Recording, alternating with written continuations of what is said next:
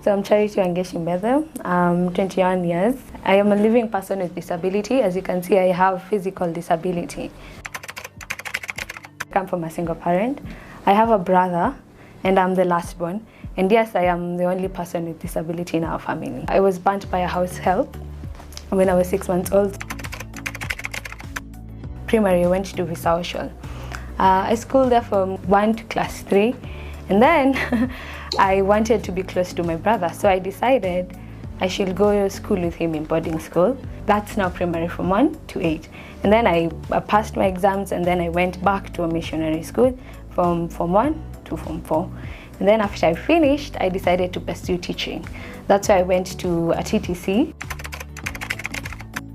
I wanted to become like a teacher. You see, we're told teachers create people, create doctors, engineers, and whatnot.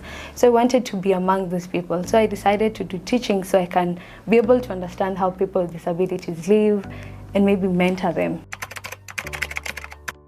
People look at you and they like peg you for something. Like all people with living with disabilities, you're like one. And then there's this stereotype going, all people living with disabilities have to be poor or stay at home, being locked up. So it was very difficult walking up to some, or they don't take you seriously. Maybe going to companies and you're knocking at their doors, like, msichana amechomeka anataka nini hapa, you get? Like putting you in that spectrum, if I say. Yeah, so we were working with KEPSA and a project for data entry and scanning at Milimani. The project ran for 6 months.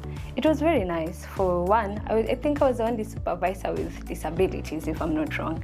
It was very nice, knowing like I'm the only one chosen to be like a supervisor. I was managing 25 youth. In everything you do, you have to tell yourself, like, I have to, because you can't keep on hiding, you can't keep on putting yourself down for something you can't change. It happened, yes, and we're here and we're moving on. I gained self-confidence.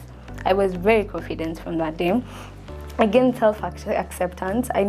This is who I am and I can't change.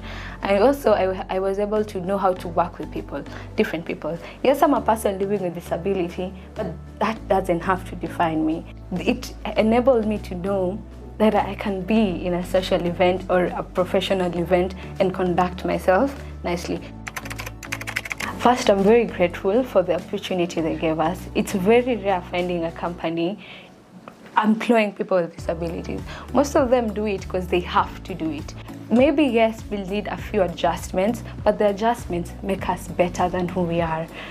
Yeah, we can do great things, and I would like for other companies to copy them and start engaging people with disabilities, because we have a lot of things we can have in our minds. I have read about great leaders who had disabilities. It just doesn't define if you have a certain disability, you're supposed to be fixated on something.